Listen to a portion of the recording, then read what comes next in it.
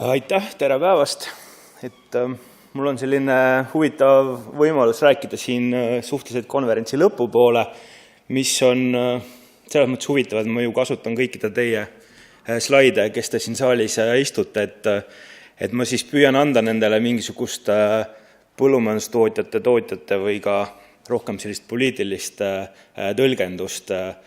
sellele tööle, kus mina tegelikult nende andmete sisse väga sügavale tihti minna ei suuda, aga lihtsalt pildid ju tänapäeval räägivadki võib-olla kõige suuremat lugu või on kõige suuremad superstaarid nagu otsuste kujundamisel. Et siis turukriisist ilmastiku kahjuni viimaste aastate õppetunnid kriiside juhtimiseks ja riskide maandamiseks. Et väga huvitav ettekanne. Ja kui mõelda nende viimaste aastate peale, siis ei pidanud väga palju otsima, et mis need kriisid olid ja et see pealkiri ja ettekanne, mis anti, oli sisuga täita ei olnud väga keeruline. Et kui lühidalt nimetada, siis üldisem kriis väliskaubanduses, Venemaa impordikeeld, kriis piimaturul, sigade Aafrika katkupuhang seakasvatuses, kriis sealihaturul, ebasoodsad ilmastikutingimused teraviljakasvatuses nii siis 16. kui 17. aastal ja ka siis viimasel sügisel köögivilja ja kartulikasvatust tabanud. Ja ütleme põllukultuurid laiemalt, et püüdsin siin lihtsalt natukene lahku lüüa. Venemaa impordikeeld, et tegelikult see on ka, kui me mõtleme viimasele 25 aastale tagasi, siis me oleme kogu aeg mõelnud sellele, et kuidas me oleme püüdnud ennast sellest Venemaast lahti haakida, ometigi ta on alati olnud selline lähedane ja magusturg. Siin saalis viibijad mäletavad minust palju paremini 90. lõpu Venemaa kriise ja seda, kuidas me siis, mida me võime igast artiklist lugeda, kuidas me oleme pööranud siis selle väliskaubanduse nii-öelda vastupidiseks, et kui varem viisime 80% ida poole ja 20% lääne poole, et siis me suutsime nii-öelda selle ümber pöörata. Et selles mõttes see šokk, mis impordikeelu kehtestamisega tuli, oli kahtlemata märkimisväärne, aga üldiselt ju võib öelda, et tegelikult nagu ka siin oli näha, et tegelikult 15 või 12-13, et see umbes viiendik oli see Venemaa osakaal põllumajandus või grupp 1-4, seal on siis põllumajandussaadused valmis toiduained ja nii edasi kaubagruppides. Seda pilti nüüd võib edasi tõlgendada järgmise kaubandussündmuse peale, et missugune saab olema näiteks siis Brexiti mõju, sellest on ka juba tegelikult tänaseks päris palju räägitud, et milline mõju võib olla sellel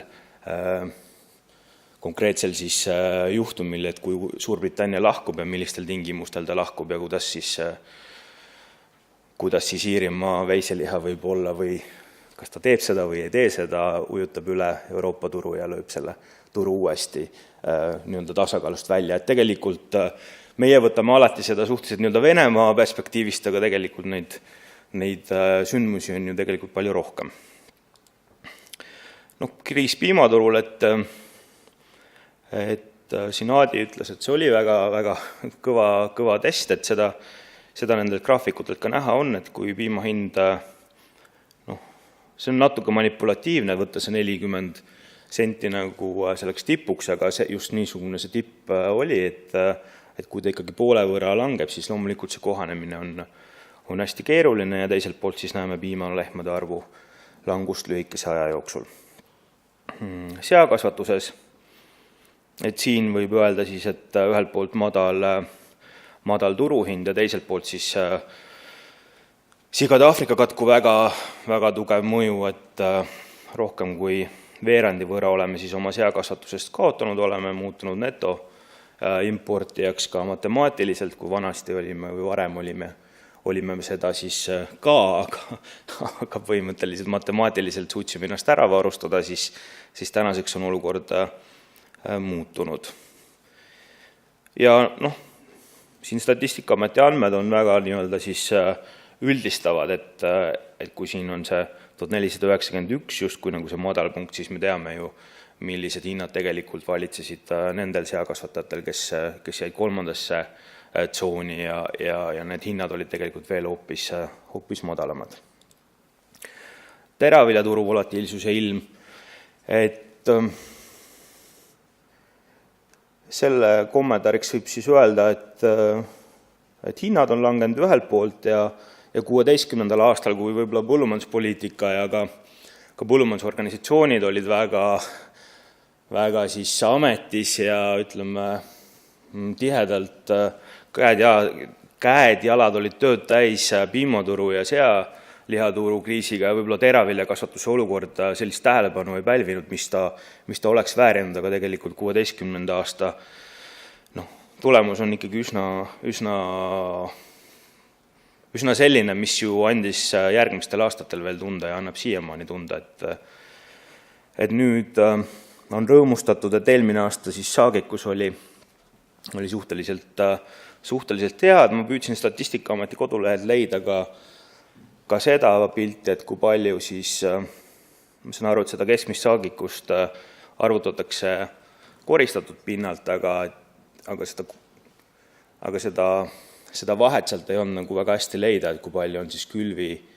tähendab, et siis koristatud pindasid nagu ei olnud seal veel toodud, et see tuleb ilmselt kunagi hiljem, et selles mõttes seda eelmisel aastal hinnangut andes kindlasti tuleb ka mõelda sellele osale, mis nagu selles keskmises saagikus koristatud pinna kohta ei väljendu, ehk see, mis põllult jäi üldse koristamata. Eelmine aasta tegime ise üsna laiaulatusliku uuringu, et saada juba jooksvalt teada sellest, et millised probleemid taimekasvatuses on. Saime teada, et umbes 15% põllukultuuride pinnast jäi koristamata, siis kõige suuremad pinnad siis oa ja herne puhul. Vaatasin seda meie prognoosi, mis me Maaeluministeeriumi andmetel põhjal tegime ja võrdlesin seda Statistikaameti omaga ja oli päris hea meel, et see läks ikka üsna täppi, et meie prognoosisime 1,28 miljonit tonni teravilja kogusaagiks ja Statistikaamet 1,3, et ehk põllumehed andsid oma arvukate vastuste näol üsna head infot. Kui tõsi on see, et saagikus oli selles meie andmetes veelgi kõrgem, et seda me ei ole kuskil kunagi avaldada julgenud, sest Statistikaameti saagikused on alati madalamad ja seetõttu võib-olla siis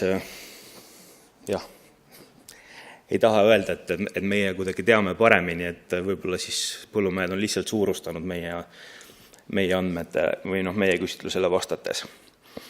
Küsisime seda ka, et mis oli peamine põhjus, kuigi me ütlesime, et igal pool oli ilm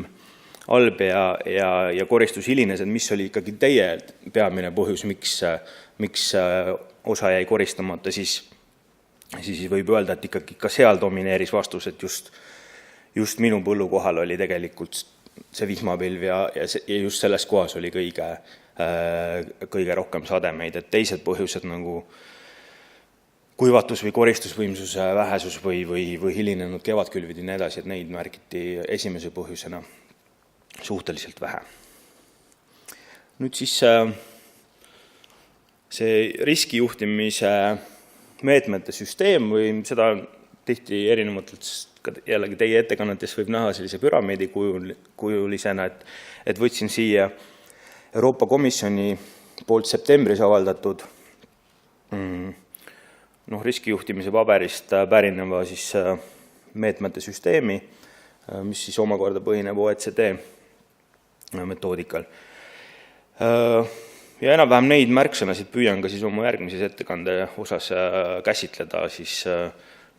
seda sama siis tavapärast riski ettevõtete tasandil, mida iga ettevõte peab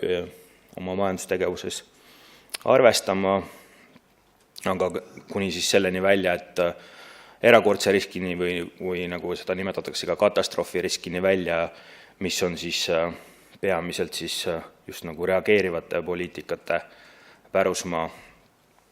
aga ka siis otsetoetustega seotud teemad, kindlustus ja nii edasi.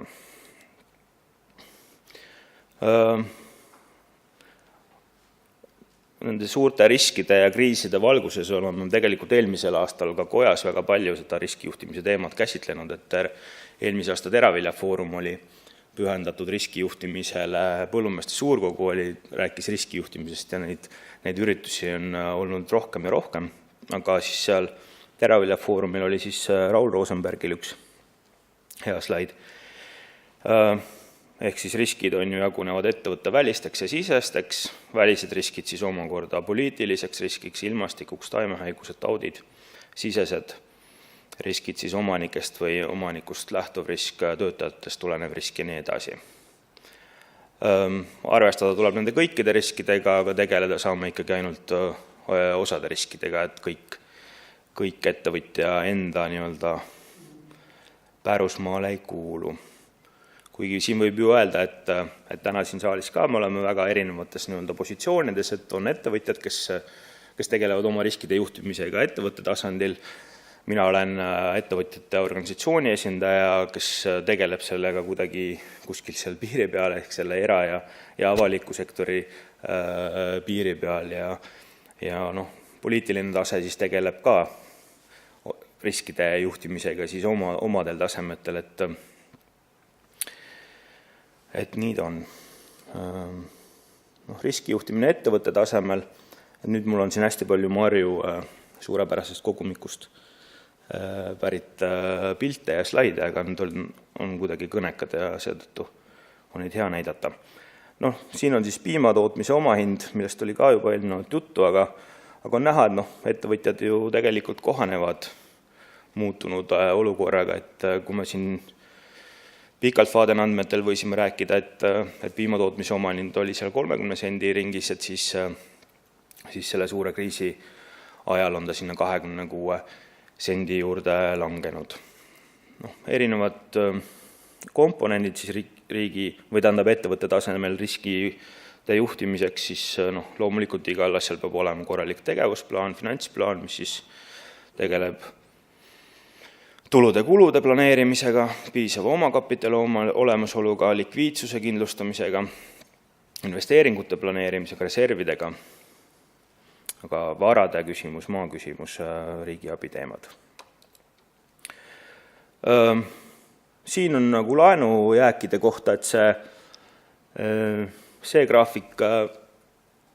lühiajaliste pikaajaliste laenude puhul käsitleb või hõlmab endas ka küll metsandust, aga mõtlesin, et kas siit graafikust võiks ka midagi välja lugeda selle kohta, et kas sellise turukriisi tingimustes kuidagi juurdepääs finantseerimisele halveneb, et võib-olla väga nagu selgelt pilti ei saanud, et küll see 2009. ja 10. aasta paiku, et kui kogu majandusel läks väga halvasti, et siis loomulikult pangad olid ülikonservatiivsed, ettevaatlikud ja seda võib siit ka sellise oruna siit tõesti välja lugeda, aga viimaste aastate puhul mõnevõrra siiski ka, et 14. aastal on ju, kui siin need hädaajad peale algasid, et 15. aastal kogu see portfell või see laenujääk ei kasvanud. 15 oli ju teraviljakasvatuses väga suurepärane aasta või taimekasvatuses sealt edasi nagu toimus kasv, et võib-olla siit midagi on võimalik ka selles valguses vaadata. Siis ettevõtete tasemel riskide juhtimisest räägitakse mitmekesistamisest. Eesti, ma arvan, üks suur rikkusi ja tugevusi on see, et meil on tegelikult üsna märkimisväärne osa segatootmisettevõtted, kes sellele faktile tuginedes, et nad tegelevad nii taime- kui loomakasvatusega erinevate harudega, et see ongi ju tegelikult üks riskide juhtimise meetod. Siit samast nüüd meie taimekasvatajate uuringust võib ka seda välja lugeda, et see kõige alumine, see 70% tulp, et küsisime ettevõtted, et kuidas nad ise hindavad, et kui keerulises olukorras nad selle eelmise aasta valguses on ja keerulises või väga keerulises olukorras ettevõtete osakaal on siis toodud ja segatootmise ettevõte, kus peamiseks tegevusalaks on loomakasvatus. Nendel oli siis see olukord mõnevõrra vähem keeruline, et iseenesest on see mingi üsna loogiline tulemus. Möödunud aasta baasil väga palju on räägitud siis kaunviljade pinna kasvupinna osakaalust ja suurest suurenemisest. et see on siis üldine pilt statistika tasemel, kus me tõesti näeme, et kaunviljade pind on tõusnud siis 66 000 hektarini, nii et kui ma käisin seal Alex Lotmani konverentsil, siis ma rääkisin seda slaidi, näitasin kui suurepärast tulemust keskkonna eesmärkide saavutamisel, kuidas mullaviljakus ja kõik õitsele puhkeb, aga siin ma siis kasutan seda mõtlemaks korraks selle peale, et kas siis ettevõtjad võtsid liiga suuri riske näiteks oa kasvatamisel. Et väga palju aega, jah, nagu siin märgite, töösel tegin neid ettekandeid, et väga palju aega ei olnud nagu analüüsida ja loodan, et see andmestik, mis ma olen ka Maaülikoolile andnud, et selle põhjalt on võimalik rohkem välja tuua, aga proovisin, et kas vanast Maaülikooli koolist midagi Exceli oskustes nagu on järgi jäänud ja siis leidsin seal üks huvitava koha, et nagu ma ei tea, kuidas seda siis nimetatakse, mingi skatter graafik on ju, et ühesõnaga idee on siin see, et alumisel teljel siis see põldoa osakaal külvikorras, esimene pilt räägib sellest, et kus oli üle 20% külvikorras, et kas siis nendel jäi nagu rohkem koristamata, et see teine ühesõnaga see telg on siis koristamata pinna osakaal. Ja võib küll öelda, et nendel ettevõtetel, kus siis üle 20% oli põldoa osakaal, kes siis võtsid suuremaid riske, et nendel jäi siis keskmisena 26% pinnast koristamata, kõikidest põllukultuuride pinnast ja nendel, kellel siis oli ta 1 ja 20% vahel, et nendel jäi siis 15% pinnast keskmisena koristamata, mis on tegelikult sama tulemus nagu üldtulemus, mis meil oli 14% jäi koristamata, ehk et võib öelda, et nende risk oli justkui nagu selline siis madalamalt võetud riskid. Aga vaatasin siis, et kas oli mingisugust hulljulget riskivõtmist, et üle 20% oli põlduba külvikorrast circa 10% meile vastanud tootjatest. Meile vastas seal umbes 700 taimekasvatajat. Ja sealhulgas siis üle 30% külvikorras oli see 5% tootjatest. Et võib ikkagi öelda, et tegelikult ühest küljest 5% on 5%, aga võib öelda, et 95% siiski selles osas mingisugust üleliigset riski ei võtnud või pigem, et see oli selline huvitav mäng, mida meile õhtul lennukis tegin.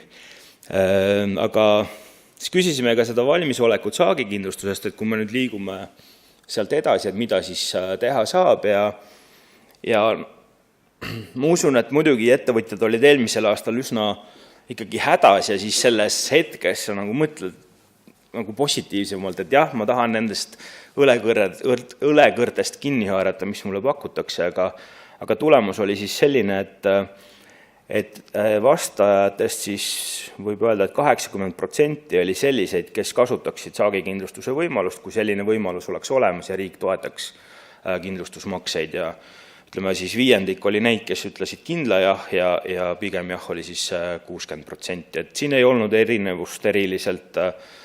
nendele, kes kasutaksid või ei kasutaksid, ei olnud ettevõtte suuruses olulist erinevust. Loomulikult need, kes olid keerulisemas olukorras, et need olid nagu altimad seda kasutama või vähemalt ütlesid, et nad teeksid seda. Aga midagi see siiski andis, eelmisel aastal sügisel olid ka mitmed ümarlauad ja see andis meile igatahes suuremat kindlustunnet öelda, et saagikindlustuse teemaga maaelu arengukava raames peaks edasi minema. Ja nüüd tänaseks on siis ei tea neid otsustusprotsesse nii täpselt, aga põhimõtteliselt maaelu arengukava juhtkomisjonist on see läbi käinud ja ma saan aru, et see muudatus sellel aastal tehakse, kus siis maaelu arengukavasse luuakse uus meede, saagiloomade ja taimede kindlustamine. Ja tulenevalt siis sellest omnibussi määruse muudatustest on ka siis kindlustamise tingimused läinud, ma ei tea, kas nad on läinud paremaks või halvemaks, aga nad on see lävend, millal siis kindlustusmakset välja tohib teha, on läinud madalamaks, mis mis ju tähendab seda, et ühest küljest suurem hulk justkui saaksid nagu väljamakse sealt mingi probleemi tekkimisel, aga teisalt see tähendab ju ka kindlustusmakse suurenemist, kuna siis see tõenäosus, et väljamakse peab sellest fondist toimuma, on ka suurem, et selles mõttes on ta selline kahe otsaga asi, aga teisalt siis suurendati ka toetuse või toetuse määra, mis siis peaks seda siis mõnevõrra kompenseerima. Et oleme selle valguses ka edasi töötanud, et siis minna sealt MAK-i meetme tasandilt siis ka reaalsemate sammudeni, et nüüd, kui MAK-is on need eeldused loodud, et siis kindlustusseltside ümarlaual selgus, et kohalikud kindlustusseltsid sellest teemast nagu eriti huvitatud ei olnud. Peamine väide oli, et 3. aastal seda prooviti ja siis see ei toiminud ja järelikult sellel ei ole nagu perspektiivi, aga tänaseks oleme kohtunud kahe siis kindlustusmaailma tegelasega, et üks on siis see Saksa ühistuline kindlustusselts, kes pakub seda kindlustusvõimalust Lätis ja Leedus juba mitu aastat ja teiselt poolt siis ka üks kindlustusmaakler, kes vahendab Eestis Austria kindlustusseltsi tooteid, et siin on hästi halvasti näha, aga sellel ühel näidispakkumisel oli see kindlustusmakse, siin oli ettevõtte suurus oli 2500 hektarit ja minu arust soovis ta kindlustada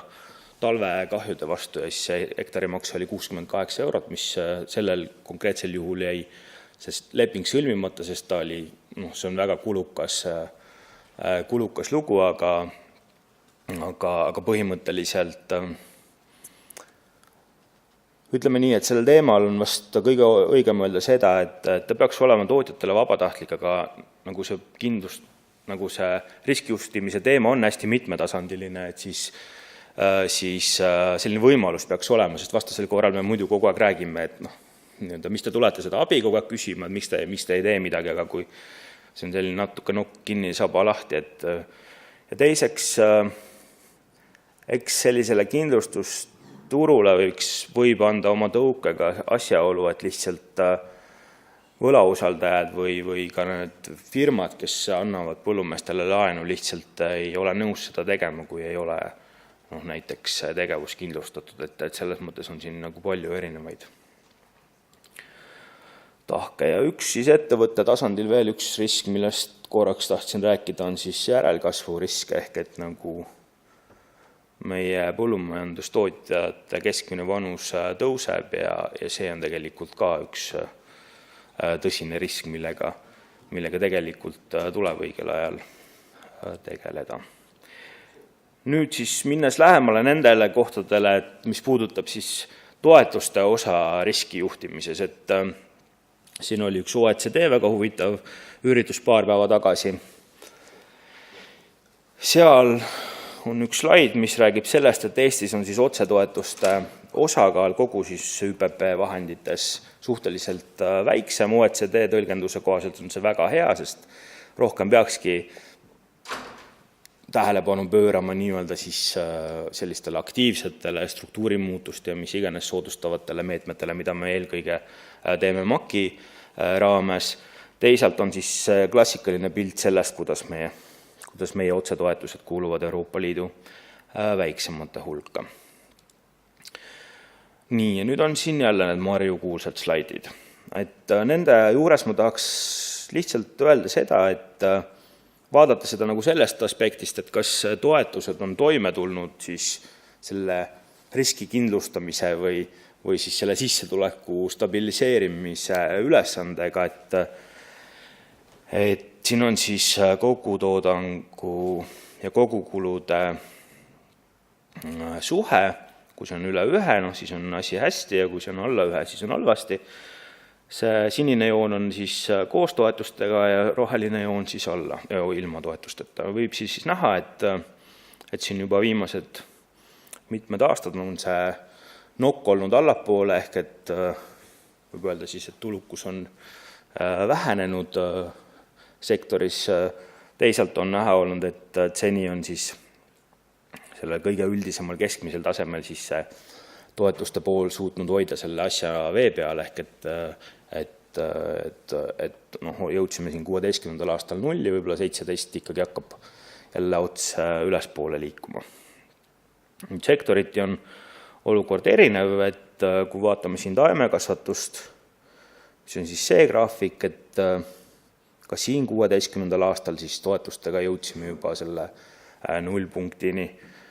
Üldiselt võib öelda, et toetused oma rolli siis nagu on täitnud ikkagi, et nad on hoidnud selle asja üleval pool joont. Muidugi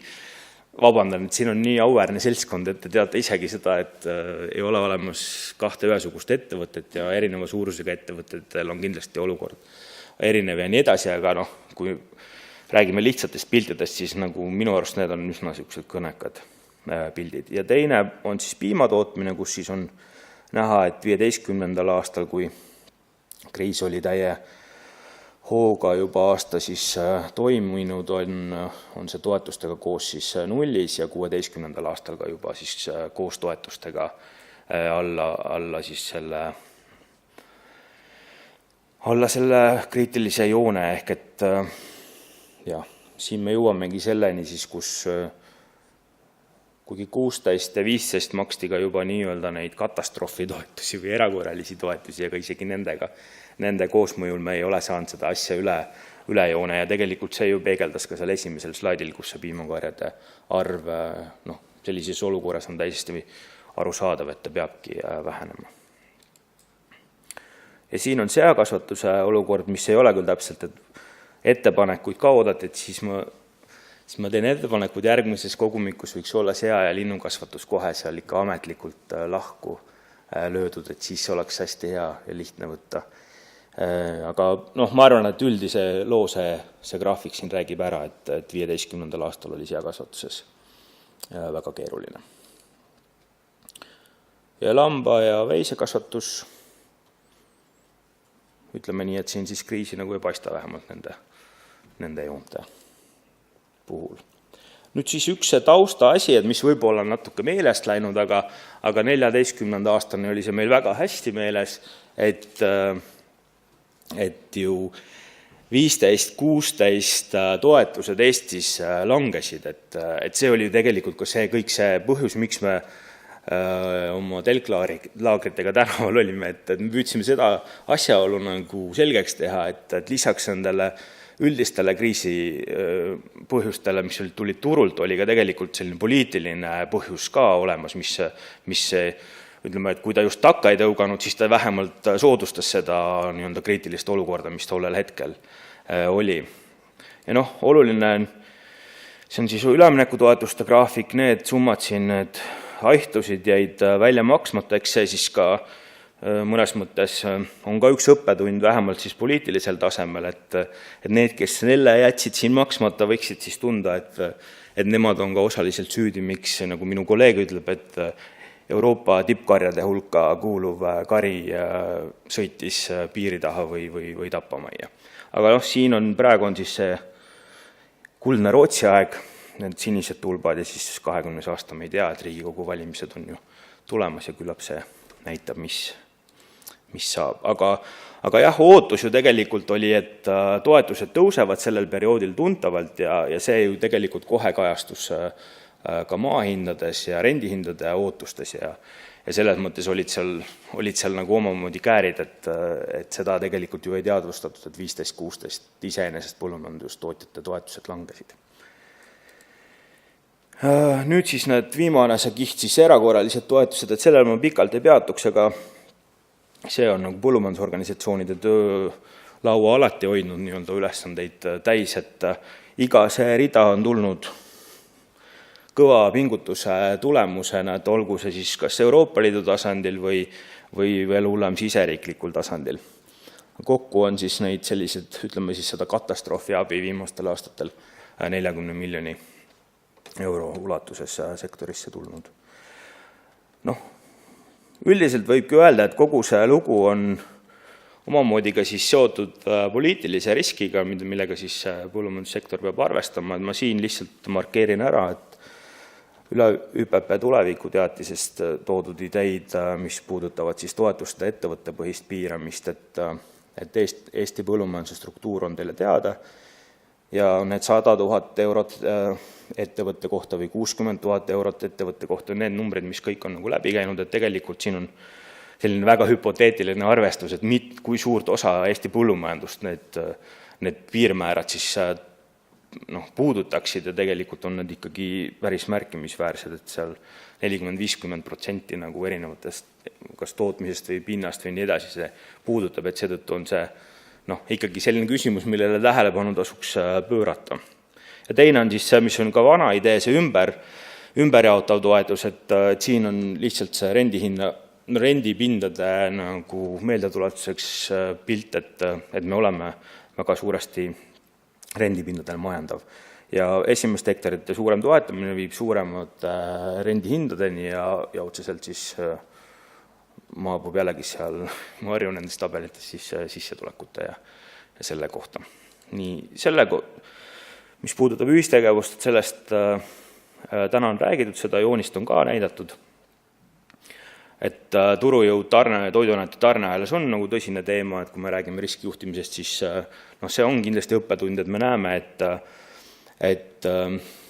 et ühistegevuse ja selle tarneahela madal integratsioonitase nagu võimendab tegelikult kõiki neid probleeme, mis meil siin on olnud, ebaausad kauplemistavad, pikalt laual olnud, võib-olla tuleb vabatahtlik kokkulepe, aga koja seisukoht on olnud ka, et ega seda kõige tugevama turuosalist see lihtsalt hea präänikuga oma rahast loobuma panema ei sunni, et selles mõttes oleme me siin ka mõtisklenud ikkagi selle üle, et kas seadusandlikult annaks midagi ära teha, Euroopa Komisjon ka mõtleb sellele tugevalt, aga väga häid lahendusi ei paista. Aga üks asi siis andmete kohta, et näidatakse seda pilti ja siis näidatakse seda kilepiima pilti, et need on nagu mõnes mõttes hästi sütitavad ja siis kui on kriis eelmine nädal, tuli siis ajakirjanduses üles piimahinna langus, on ju, siis kaupmehed jälle hakkavad rääkima kilepiima hinnast. Tegelikult see on ikkagi liiga lihtsustatud ja liiga, ütleme, see ju ei räägi tegelikult seda lugu, mida me rääkida tahaksime, et tegelikult ma ei tea, kas on võimalik, kas see teadlastele või kellele iganes on üldse jõukohane, et seda kuidagi komplekssemalt analüüsida. Tegelikult ju kaubandusest kogutakse ka väga süva andmeid, ma ei tea, seesama kuulus Nielsen turu-uuringute firma, kus on tegelikult iga ühik, iga jupp juustu arvel, et siis järelikult on ka võimalik seda palju tõsisemalt uurida, et millised kaubagrupid tegelikult see olukord on, et ma arvan, et ikkagi lihtsalt juustu või piima pealt me seda me näeme ära siit küll mingisugused trendid, aga me mingid järeldusi teha oleks võib-olla liiga julge. Ma jätan siin vahele, ma olen natuke üle läinud, et võib-olla need slaidid ka kuskil avaldatakse,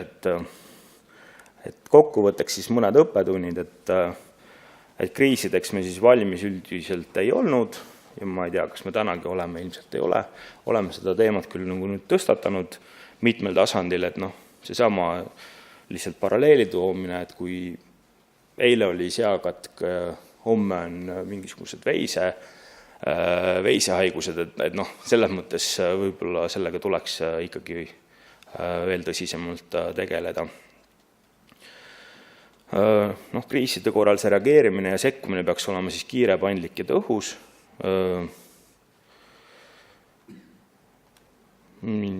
Ja siis kogu see eksporditurgude mitmekesistamise lugu, et ega tegelikult siin ju ka suurt edasiminekut pole toimunud, et see kolmandate riikide osakaal ekspordi statistikas jääb ju ikkagi sinna, tähendab, on suur edasiminek ja samm astutud, aga ta jääb ju ikkagi sinna vist mõne 3 või 5% piiresse, ehk et nii-öelda riskijuhtimise seisukohalt võib öelda, et ta võib-olla väga seda mõju ei oma, mida me oleme ootanud. Ja see riski, ütleme siis kogu see nii-öelda katastroofi kahjude kompenseerimise süsteem vajaks palju selgemat mängureegleid, et täna on see olnud tõesti natuke selline, et kes kõvemini nii-öelda suudab selgitada, et see siis selle oma raha sealt ära toob, aga põhimõtteliselt vast see päris see ei ole, mis peaks olema. Aga tänan tähelepanu ja vabandan selle 7 minuti pärast.